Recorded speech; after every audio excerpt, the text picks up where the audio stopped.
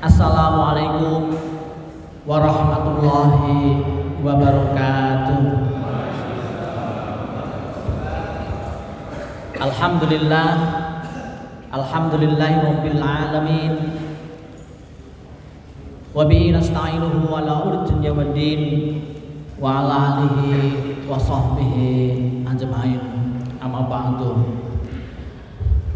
Yang saya hormati Ketua Pimpinan Daerah Muhammadiyah Kabupaten Wonosobo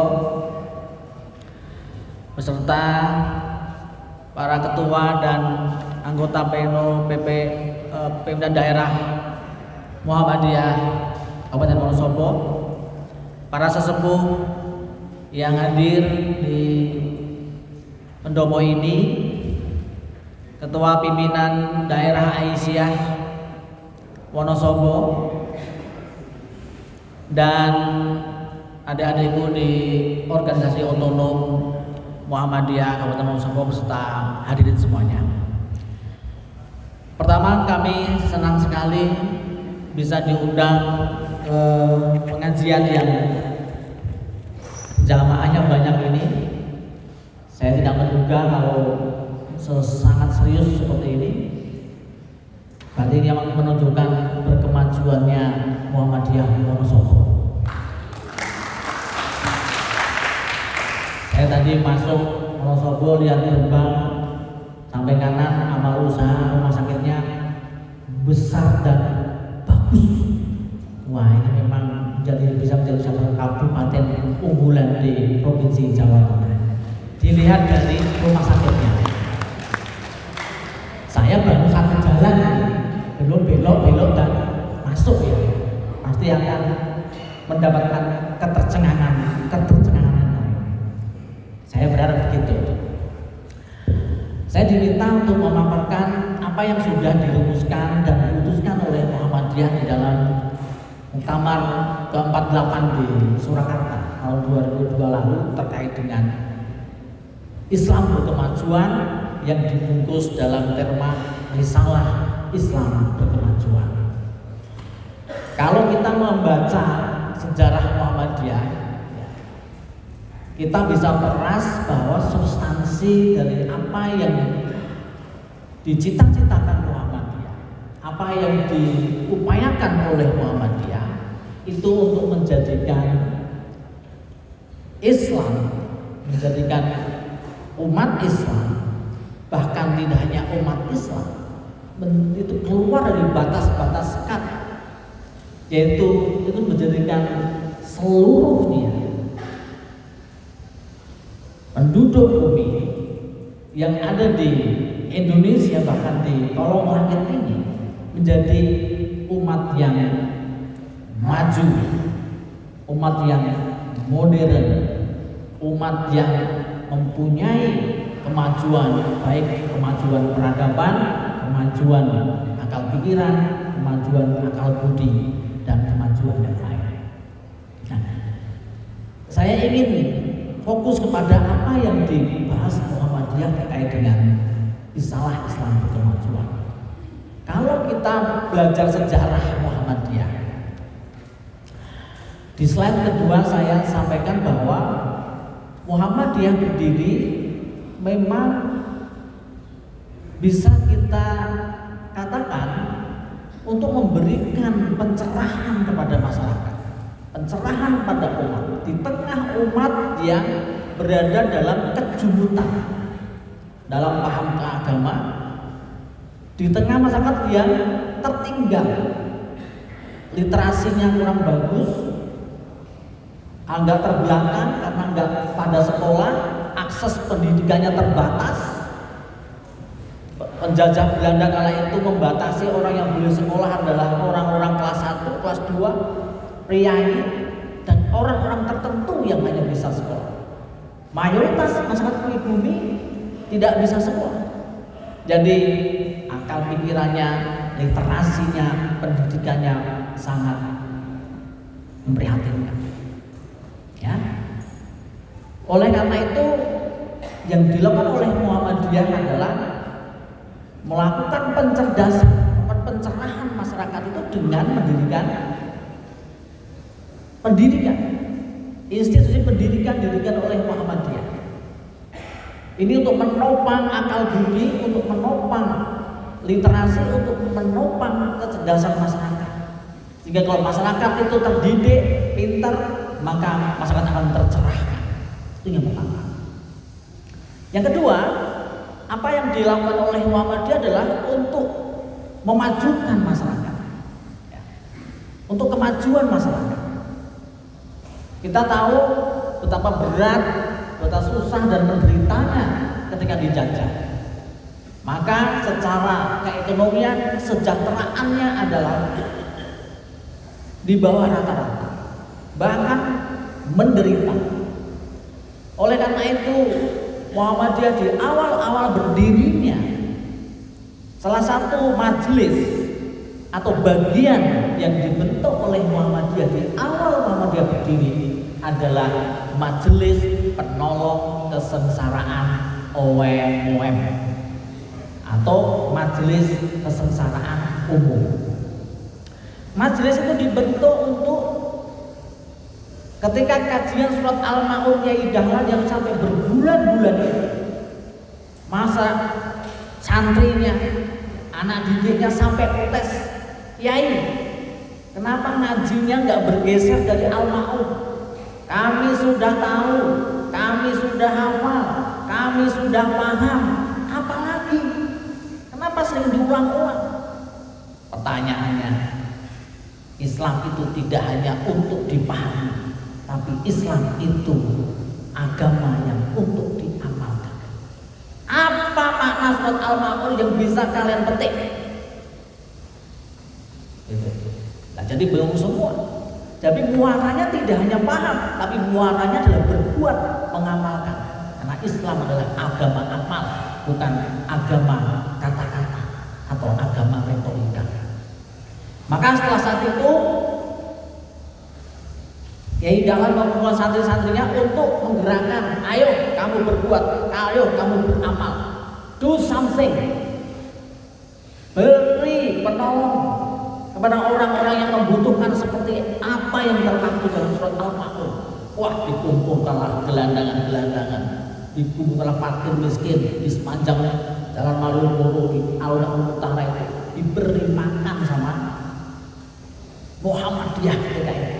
Muhammadiyah membangun rumah miskin. Kalau bapak-bapak pernah ke Jogja, Muhammadiyah itu ada rumah miskin, itu yang menampung gelandangan-gelandangan, menampung fakir miskin yang mempunyai kesulitan pangan ketika itu.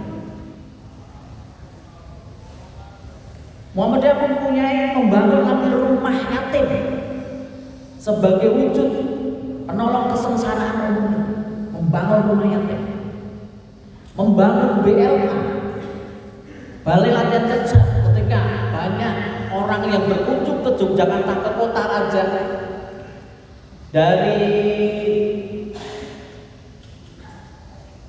masyarakat di luar Yogyakarta, dari Wonogiri, ya, dari Pacitan yang merantau ke Jogja, ke kota, belum punya pekerjaan yang jelas, sama Muhammadiyah di training, dilatih, punya keterampilan seperti menjahit, sol sepatu, reparasi, tukang dan lain sebagainya. Itu implementasi untuk menolong kesengsaraan, untuk memajukan kesejahteraan umum. Itu yang dilakukan oleh Muhammadiyah. Jadi majelis PKO ketika awal didirikan oleh Muhammadiyah itu, ya benar-benar untuk memberikan penolong kesengsaraan umum.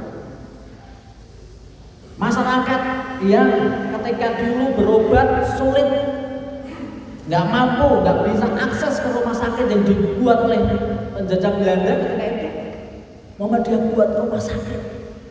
Ditambah lagi masyarakat kalau sakit tidak berobat ke rumah sakit, tidak mengandalkan pengobatan yang rasional, perginya ke dukun, ya, ahli nujum dan ahli abrakadabra yang lain sebagainya. Maka sebenarnya layanan rumah sakit Muhammadiyah itu adalah bagaimana mengikis, bagaimana menyingkirkan praktek-praktek perdukunan dalam konteks pengobatan menyehatkan masyarakat itu dengan cara yang lebih ilmiah, cara yang lebih masuk akal, cara yang lebih modern, yaitu ke dokter dan ke rumah sakit. Mendirikan rumah sakit yang dengan rumah sakit itu Muhammadiyah bisa merengkuh umat, merengkuh masyarakat supaya masyarakat itu bisa sehat. Secara akidah dia tidak lagi berobat ke tempat-tempat yang tidak perlu, berobat pada orang-orang yang dianggap sakti, wong pinter, dukun dan lain sebagainya. Jadi ada misi agama di samping misi sosial apa yang dilakukan oleh Muhammadiyah dengan mendirikan rumah sakit. Nah, mendirikan sekolah juga sama, penolong kesengsaraan umum. Kalau Bapak baca sejarah Muhammadiyah bagaimana rumah sakit PKO Muhammadiyah di dalam pembukuan tahun pertama kedua itu bangkrut, tekor. Karena apa? Muhammadiyah tidak memungut biaya dari layanan kesehatan yang diberikan oleh Muhammadiyah. Dari mana Muhammadiyah mendapatkan obat-obatan, menggaji dokter, perawat dan sebagainya? Dari sumbangan para donatur, para dermawannya Muhammadiyah, bahkan orang di luar Muhammadiyah juga membantu. Saking senangnya dengan Muhammadiyah, dan Muhammadiyah ketika itu memperhatikan orang susah, memperhatikan orang marginal, memperhatikan orang yang sulit itu, sampai dijuluki apa yang dilakukan oleh Muhammadiyah itu mengembangkan etika welas asih. Agama yang dikembangkan adalah agama welas asih ketika itu. Nah, apalagi misalkan PKO terbentuk untuk merespon bencana kebakaran di Yogyakarta, merespon bencana meletusnya Gunung Kelut di Kediri, Jawa Timur. Nah, ketika itu Muhammadiyah memberikan pertolongan. Kalau sekarang adalah memberikan emergency response kepada masyarakat yang terdampak bencana. Jadi kalau kita melihat pertama awal PKO itu, sekarang itu PKO pecah menjadi 4 majelis. Pertama adalah majelis MPKU, O-nya jadi U, yang melayani, mengurusi urusan kesehatan. Yang kedua pecah menjadi MDMC, Muhammadiyah Disaster Management Center, sekarang menjadi LRB, Lembaga Resiliensi Bencana. Kenapa? Dulu PKO menolong korban bencana, sekarang Muhammadiyah mempunyai badan yang menolong bencana namanya LRB atau MDMC. Dulu diurusi PKO. Muhammadiyah melatih para buruh-buruh migran yang pergi ke Yogyakarta, memberikan keterampilan. Sekarang diterjemahkan menjadi majelis pemberdayaan masyarakat, ngurusi yatim piatu dan sebagainya, orang jompo. Muhammadiyah mempunyai majelis pelayan sosial. Jadi dulu yang dilakukan oleh Muhammadiyah dengan PKO-nya itu, sekarang karena terspesialisasi berupa supaya bisa fokus, diurusi menjadi 4 majelis. Jadi dulu aksi humanitarian ya, itu sudah dilakukan oleh Muhammadiyah. Pemerintah baru punya Badan Penanggulangan Bencana, BNPB. Muhammadiyah sudah dulu sebelum Republik ini berdiri, Muhammadiyah sudah melakukan aksi-aksi penanggulangan bencana dengan majelis PKO atau penolong kesengsaraan umum. Jadi itu yang dilakukan oleh Muhammadiyah di awal. Slide ketiga saya jelasin tadi. Pak Sulis, Pak Moderator menyampaikan tujuan berdirinya Muhammadiyah. Saya ingin garis bawahi dalam slide nomor 3 ini. Sesuai nggak ya? Oke. Tujuan Muhammadiyah pertama, saya kutip yang di awal saja, ini lebih jelas dan bisa memberikan gambaran kenapa Muhammadiyah berdiri. Pertama adalah menyebarkan agama Islam, menyebarkan ajaran Kanjeng Nabi Muhammad ya, kepada penduduk Bumi Putra di dalam residensi Yogyakarta. Itu pertama. Ada kata kunci menarik ya, menyebarkan. Dan yang kedua adalah tujuan Muhammadiyah itu selain menyebarkan adalah memajukan hal agama Islam kepada anggota-anggota. Dari redaksi yang panjang itu saya peras tujuan Muhammadiyah itu dua. Pertama adalah dakwah, yang kedua adalah tasdid. Jadi dengan istilah lain, penyebaran agama itu saya peras menjadi istilahnya dengan istilah dakwah.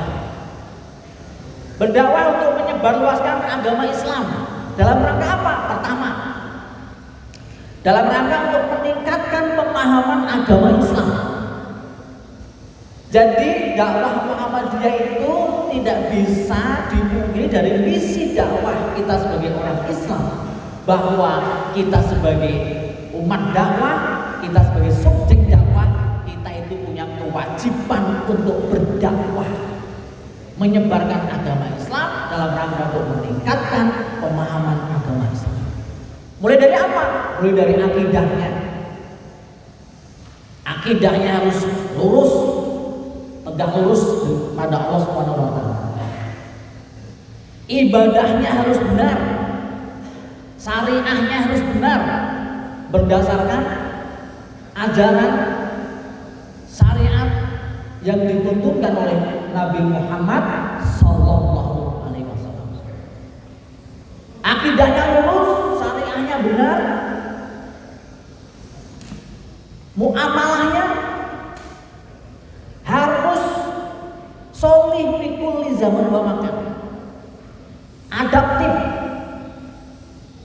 disesuaikan dengan kemajuan kebudayaan dan kemajuan masyarakat. Begitu.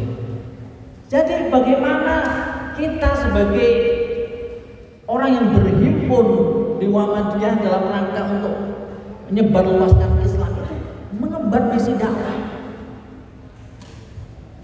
Mungkin dulu Muhammadiyah di Wonosobo tidak sebanyak ini. Mungkin berapa dulu aktor-aktor penggerak dakwah Muhammadiyah di Wonosobo. Tapi dengan tekun, gigih, sabar, akhirnya Muhammadiyah bisa bertambah. Pengurusnya bertambah, anggotanya bertambah, simpatisannya bertambah, amal usahanya bertambah, yang menunjukkan bahwa kita menyebarkan Islam ini mendapatkan dukungan, mendapatkan pengikut di Wonosobo. Jadi ini ada unsur keterterimaan daripada dakwah Islam ala Muhammadiyah ini. Yang kedua, untuk meningkatkan pengamalan. Berdakwah tidak hanya untuk orang paham tentang Islam saja, akidahnya tahu, tauhidnya benar, mengerti tentang syariah, ibadah mahdoh dan ghairu mahdoh, tapi juga bagaimana diamalkan.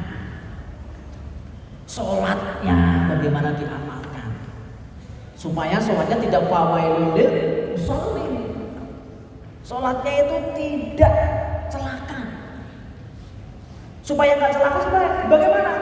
Harus ada aksi, harus ada perbuatan, harus ada amal. Sebagai bukti kalau sholatnya itu benar, sholatnya itu khusyuk, sholatnya itu sesuai dengan syariat. Karena apa?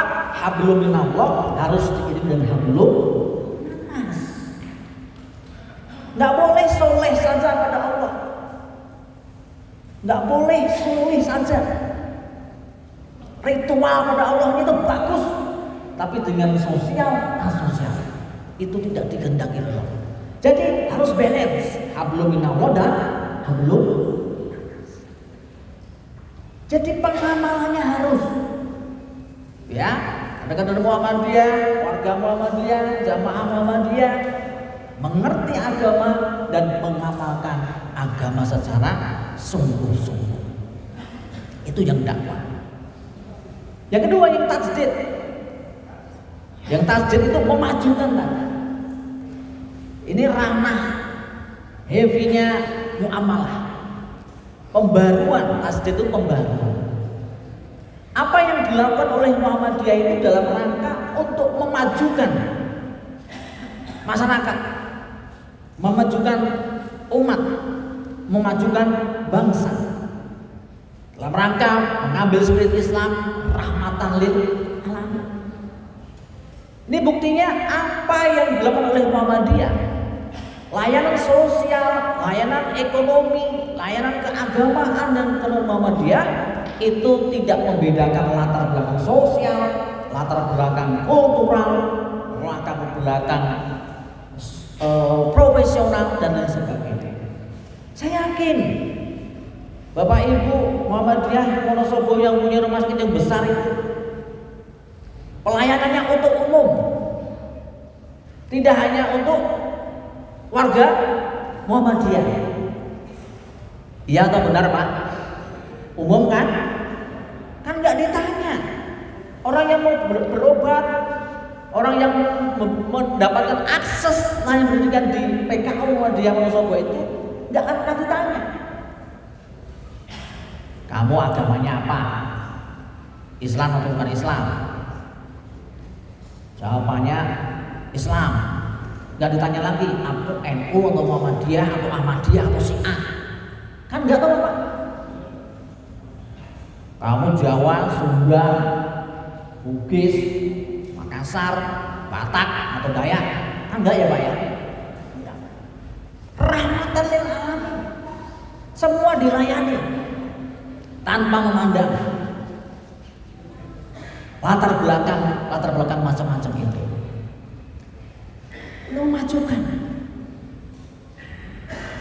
Memajukan ini spiritnya adalah rahmatan lil alamin. Termasuk sekolah-sekolah Muhammadiyah nggak pernah ditanya. Semua dipinterkan, semua disehatkan, semua mendapatkan layanan terbaik yang Muhammadiyah lakukan. Inilah pembaruan Muhammadiyah. Kalau Bapak belajar sejarah amal sosial Islam di Indonesia itu, kalau nggak bisa dikatakan seluruhnya, mayoritas itu adalah warisan amal sosial yang dipelopori oleh Muhammadiyah. Bapak-bapak boleh cari apa itu amal sosial yang sekarang itu dipraktekkan oleh masyarakat yang menjadi konsumsi publik dan tidak lagi hanya dihidupkan, disemarakan oleh Muhammadiyah. Misalkan arah kiblat. Dulu ketika arah kiblat itu dipelopori oleh Muhammadiyah supaya dibenarkan untuk menghadap ke kiblat, ke Ka'bah, yang dulu orang Indonesia sholatnya menghadap ke barat, karena Muhammadiyah menggunakan ilmu sudah pendekatan modern, ada ilmu astronomi, maka posisi menghadap orang sholat orang Indonesia itu kurang tepat, karena kalau ke barat itu lurus bisa nabraknya ke Madagaskar Pak. Nah kan diencengkan dikit, akhirnya kemana? Ke Ka'bah. Tapi mencengnya jangan terlalu menceng banget. Nanti kalau menceng banget, nanti ke London, ke Manchester, ke markasnya klub sepak bola Manchester United itu Old Trafford. Jadi ukuran-ukuran seperti itu. Sekarang Bapak, masyarakat sholat ya, sekarang sudah mayoritas kiblat. Kita tahu sekarang shopnya miring-miring itu, ya Pak ya. Shop miring-miring itu karena apa? Itu yang ngajari Muhammadiyah. Supaya miring itu apa? Miring ke arah kiblat. Sekarang lebih modern lagi, tidak shopnya yang diiringkan, masjidnya sudah dikiblatkan sekalian. Jadi ketika sholat itu menghadap masuk masjid, masjidnya sudah kiblat, jadi shopnya sudah nggak perlu diiringkan. Kalau miring itu 12 ke utara.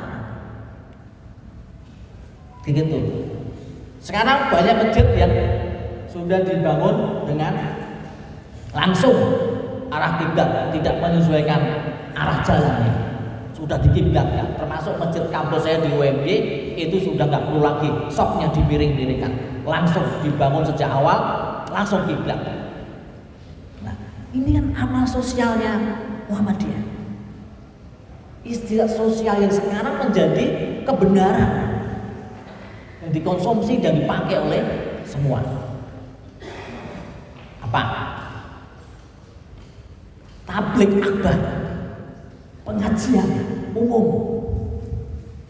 Dulu sebelum Muhammadiyah mengencarkan dakwahnya, namanya ingin mendapatkan ilmu, ingin belajar, itu kayak gayung menghampiri tungku, menghampiri tempat air. Kalau pengen punya ilmu, ya harus berguru pada sumber air. Kalau saya pengen pintar, harus mendatangi guru, mendatangi ustadz, mendatangi kiai, mendatangi ulama. Itu berguru. Lah, oleh Muhammadiyah dulu, kalau yang datang itu satu-satu seperti ini, repot. Belum tentu punya kesadaran ingin punya ilmu, pengen tahu, pengen paham. Akhirnya dai-dai Muhammadiyah itu keliling mencari murid untuk didakwai, tabligh keliling, maka ada namanya dai keliling. Nah, setelah lebih baik dari satu-satu dikumpulkan, diajar. Nah, tablighnya akhirnya sekarang tabligh bersama itu sekarang dari istilah tabligh akbar. Itu karena terobosan Muhammadiyah itu.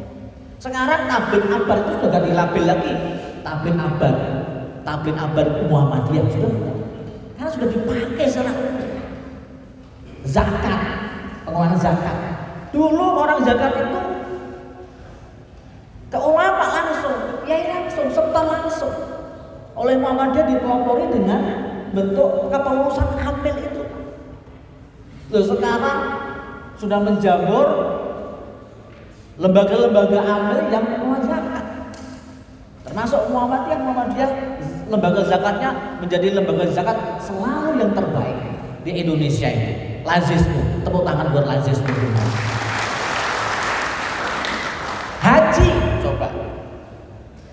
Dulu Muhammadiyah mempelopori perjalanan haji dengan inisiasi, menghimpun dalam kapal, menyewa kapal untuk berangkat ke Tanah Suci. Sampai Muhammadiyah punya PDHI, persaudaraan, D-nya jamaah hanya haji Indonesia. Kantor-kantor PDHI. Sekarang Biro Travel, Biro Umroh, itu pelopornya adalah Muhammadiyah. Oh, seperti ini, Pak. Jadi hampir termasuk sekolah terpadu. Muhammadiyah, sekolah yang didirikan Muhammadiyah itu sejatinya esensinya sudah terpadu. Karena apa? Oleh Kiai Dahlan itu memberikan sekolah, santri-santrinya, murid-muridnya tidak hanya diajari ilmu-ilmu umum, tapi juga diajari ilmu-ilmu agama. Tidak hanya tahu fisika, astronomi, matematika, tapi juga tahu akidah, fikih, tafsir, bahasa Arab dan sebagainya. Maka sekolah Muhammadiyah itu sejak awal sudah terpadu. Konsep holistik integrasi pendidikannya Muhammadiyah itu. Jadi kalau sekolah Muhammadiyah tidak perlu lagi diembel-embeli sekolah dasar Muhammadiyah Islam terpadu. SDM IT. Wah, itu berarti nggak paham. Dulu sekolah Muhammadiyah sejatinya adalah sudah terpadu. Nah, sekarang muncul dilabeli ya sekolah SD, IT, SMP, IT, SMA, IT. Jadi sekolah Muhammadiyah sejak awal sudah terpadu, Bapak Ibu. Jadi nggak perlu lagi ditambahi IT. Nah, gitu. Ya karena sudah menanamkan kurikulumnya sudah diselaraskan dengan kurikulum pengembangan Islam dan ilmu pengetahuan seperti itu. Nah, saya menuju Islam berkemajuan. Slide nomor Nomor 6. Jadi dari cerita yang saya sampaikan tadi, sejatinya arkeologisnya, rohnya Muhammadiyah itu adalah di awal-awal itu adalah maju, memajukan atau berkemajuan. Itu kita lacak dari tujuan Muhammadiyah tadi, yaitu memajukan hal agama kepada anggota-anggotanya. Menjadi Islam yang maju, Islam yang berkemajuan. Ini dari sisi istilahnya, dari sisi terma. Jadi Bapak Ibu bisa lacak di rumusan tujuan Muhammadiyah di awal yang saya tampilkan di layar itu. Sejak tahun 1917 untuk memajukan. Bapak-bapak kalau rujuk naskah-naskah lama Muhammadiyah itu akan banyak dijumpai kata memajukan, memaju, berkemajuan. Dadi wong Islam sing berkemajuan. Nah, coba kata itu selalu didengung-dengungkan, bahkan diidam-idamkan oleh pendiri Muhammadiyah sejak awal. Pemimpin-pemimpin Muhammadiyah selanjutnya juga mendengungkan, mengkampanyekan, menggarisbawahi berkemajuan itu.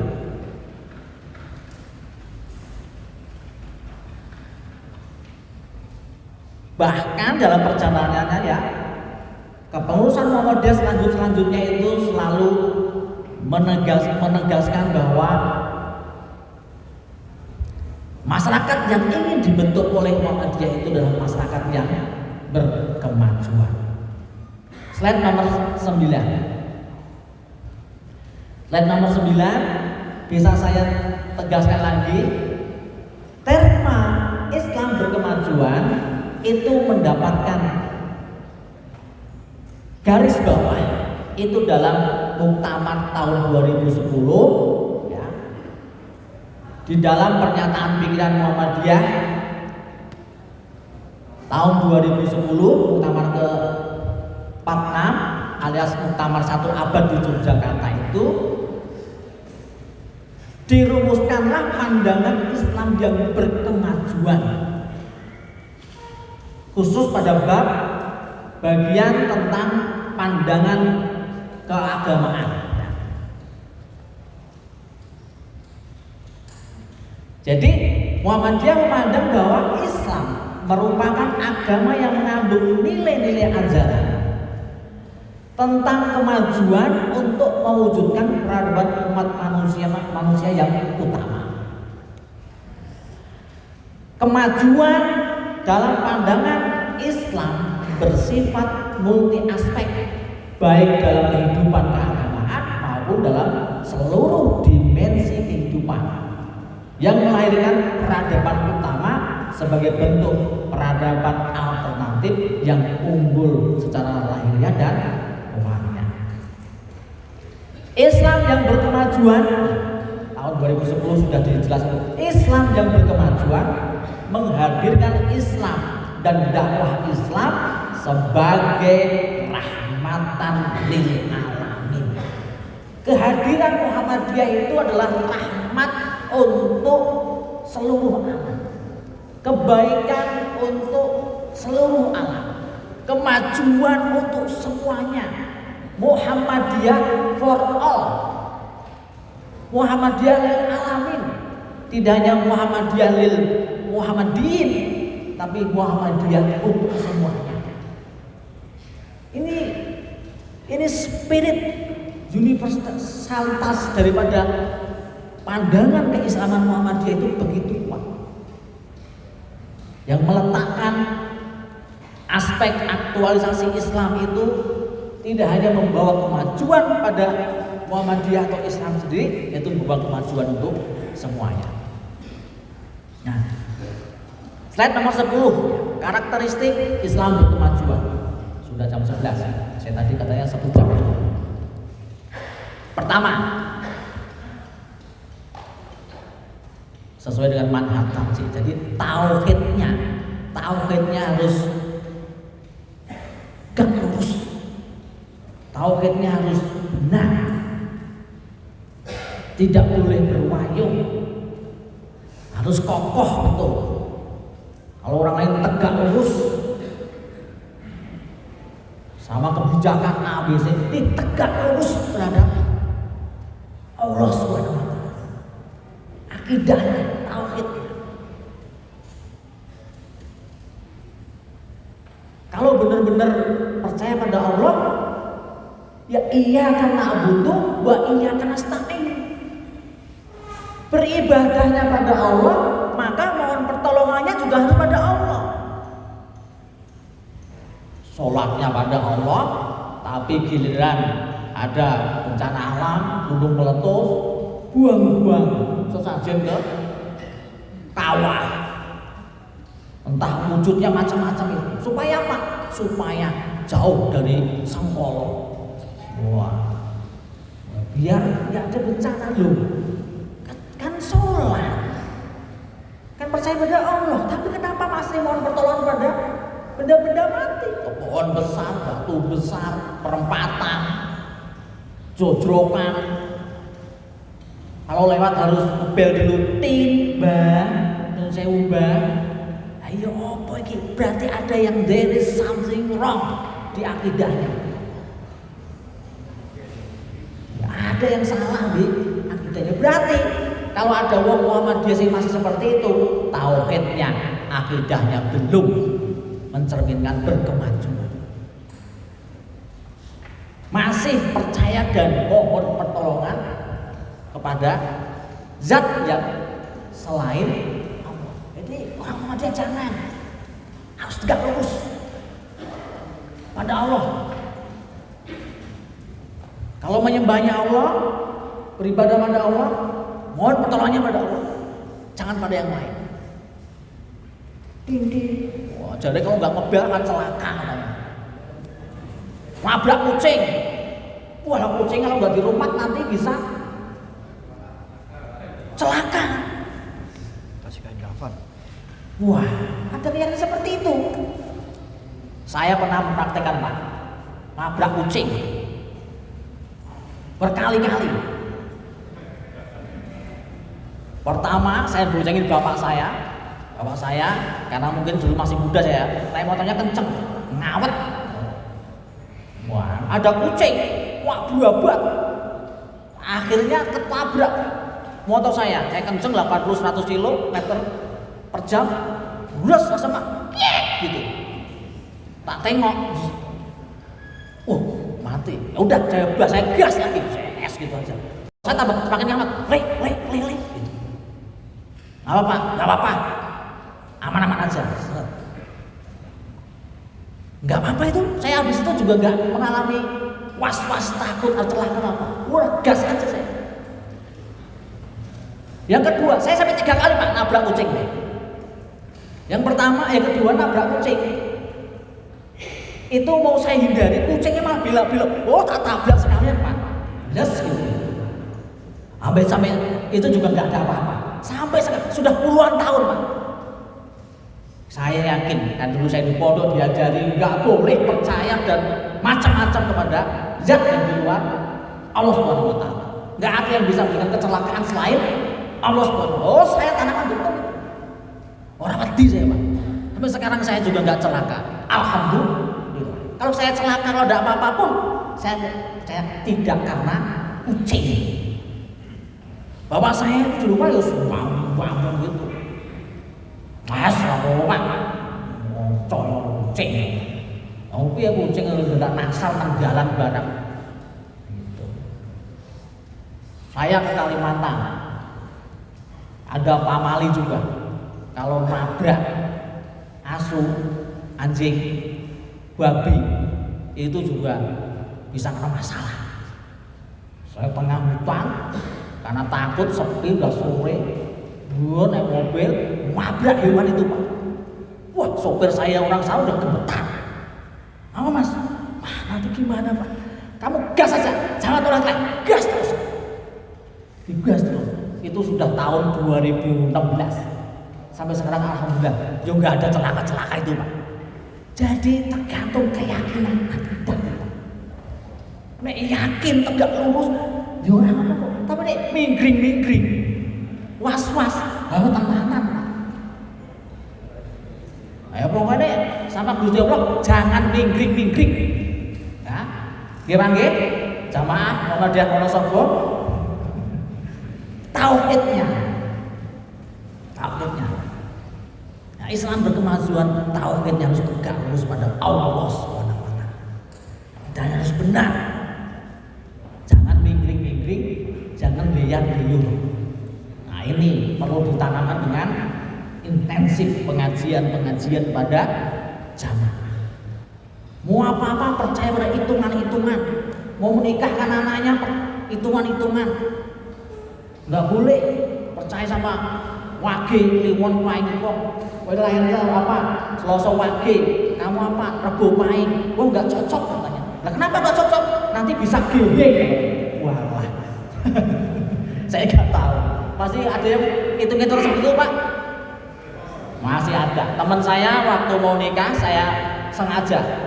Orang Jawa katanya orang nikah di bulan Suro itu wah drawasi malati katanya.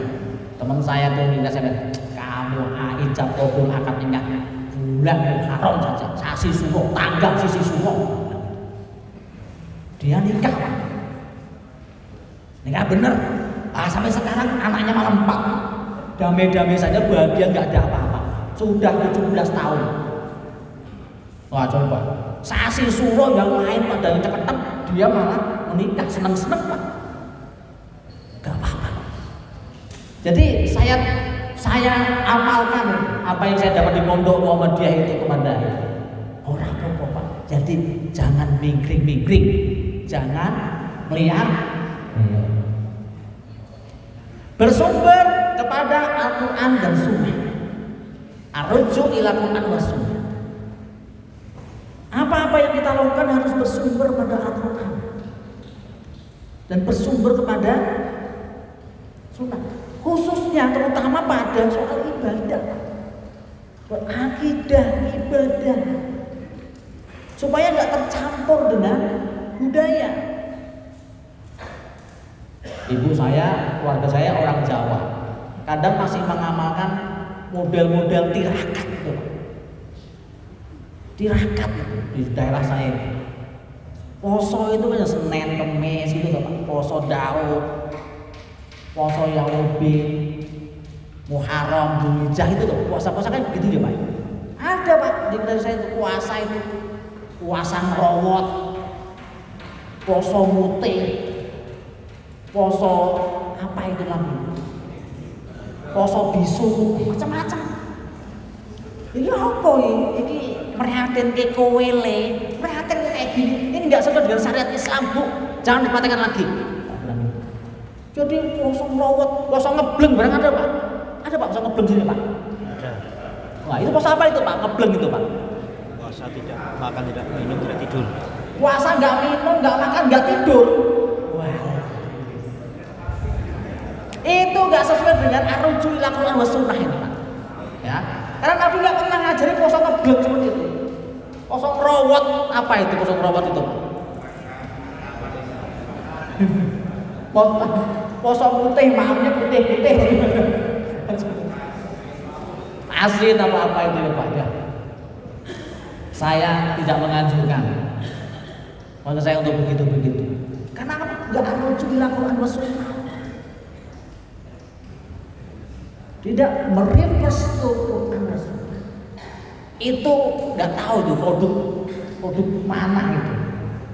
Tapi kalau kita pengen beribadahnya dapat pahala, dapat ridha Allah, ya harus tunjukkan sunnah itu. Kalau tidak beribadah harus ada jelas sumbernya.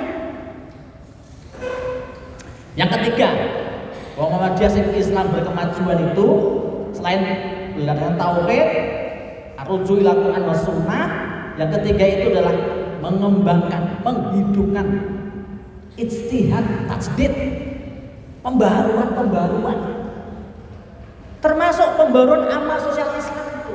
Untuk apa? Untuk kemajuan masyarakat, kemajuan umat, kemajuan bangsa. Perguruan tinggi Muhammadiyah itu salah satu produk ijtihad Muhammadiyah yang mencerdaskan kehidupan bangsa.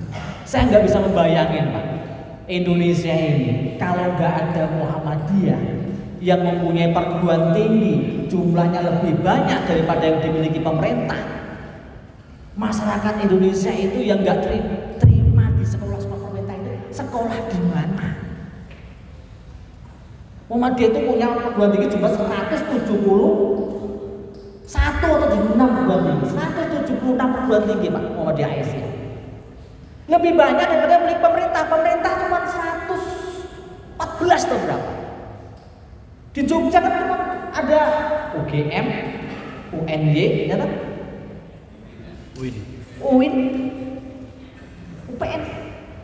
Habis itu hanya di Solo lagi, hanya di Semarang, hanya di Purwokerto. Lah Muhammadiyah di Purworejo ada, ya toh? Di Purwokerto ada, di Tegal ada, di Pekalongan ada, di Semarang ada, di Kudus ada, Wonosobo ada. Ini apa nggak hebatnya Muhammadiyah? Itu mau tangan buat Muhammadiyah dulu. Kalau nggak ada Muhammadiyah Pak, sekolah di mana? Kan nggak mungkin semua masuk UGM Pak, terbatas.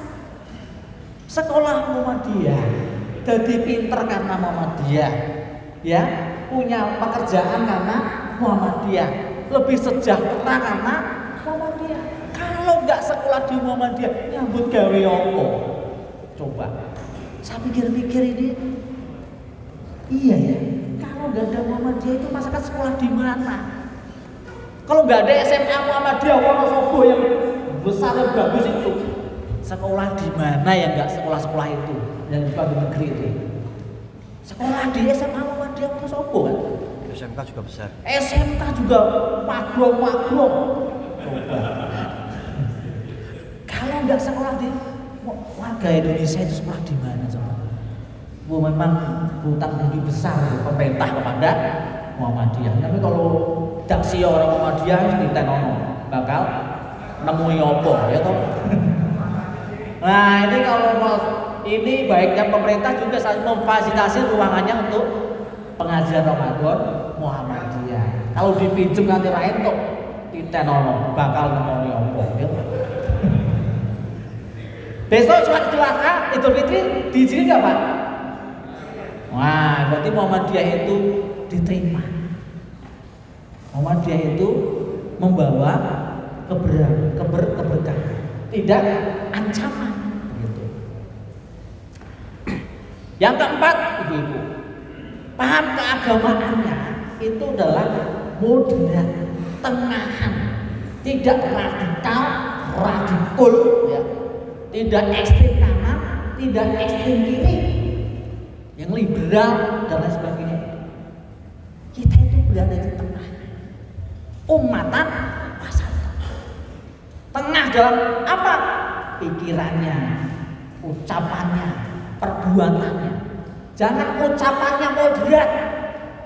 Saya enggak keras, saya enggak kaku, tapi perbuatannya kaku. Itu namanya antara ucapan dan perbuatan bercerai, berpisah, tidak seia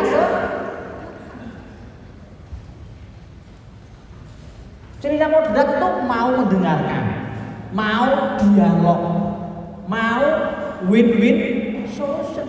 Orang pokoknya. Nah, kalau ada orang kok sudah punya prinsip kalau ada apa pokoknya, nah ini berarti wis ora moderat meneh iki. Pokoknya ini ora iso, pokoknya. Nah, jangan sampai orang Muhammadiyah kok punya prinsip pokoknya.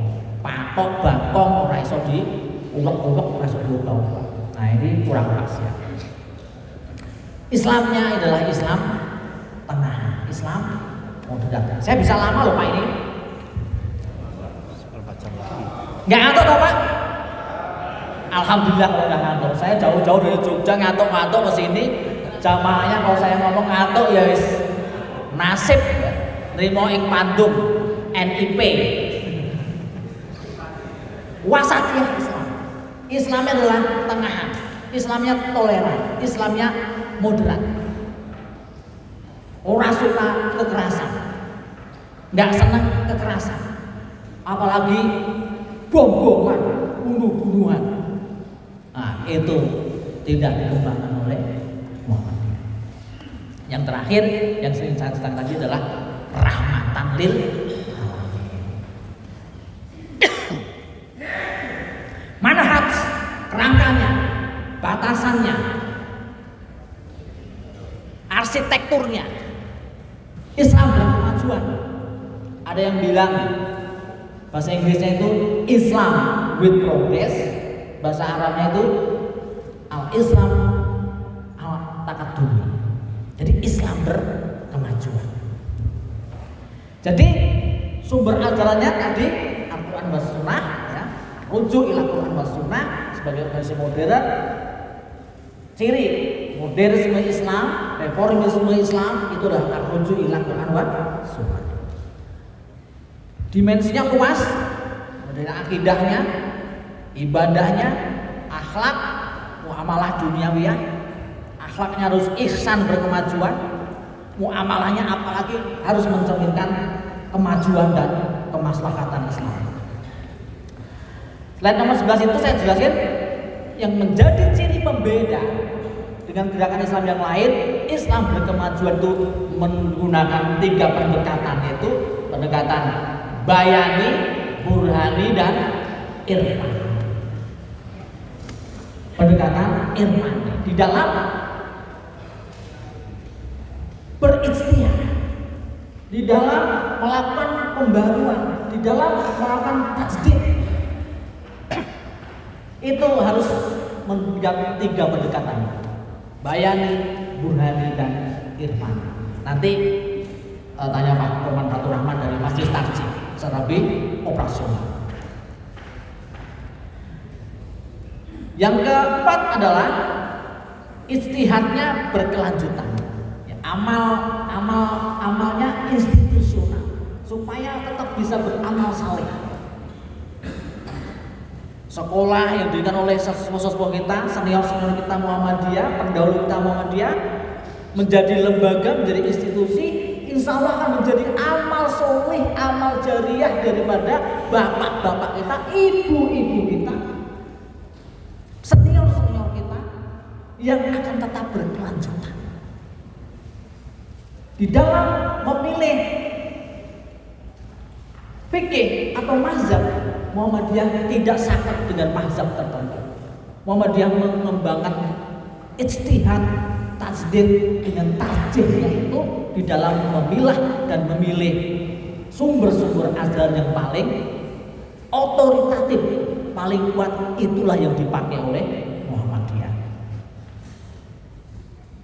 Sehingga Muhammadiyah akan lebih bisa terbuka terhadap yang namanya perbedaan. Perbedaan itu adalah sunnatullah. Ya. Perbedaan itu adalah sunnatullah. Sudah ada sejak dahulu kala dan Allah memberikan eksemplar dalam kehidupan itu adalah berbeda-beda. Insya Allah dengan perbedaan itu akan menjadi indah. Karena pelangi yang indah itu terdiri dari berbagai warna. Maka kalau kita bisa berharmoni dengan kemajemukan, insya Allah kita akan mendapatkan keindahan itu sendiri. Nasrul minallah wal murid. Assalamualaikum warahmatullahi wabarakatuh.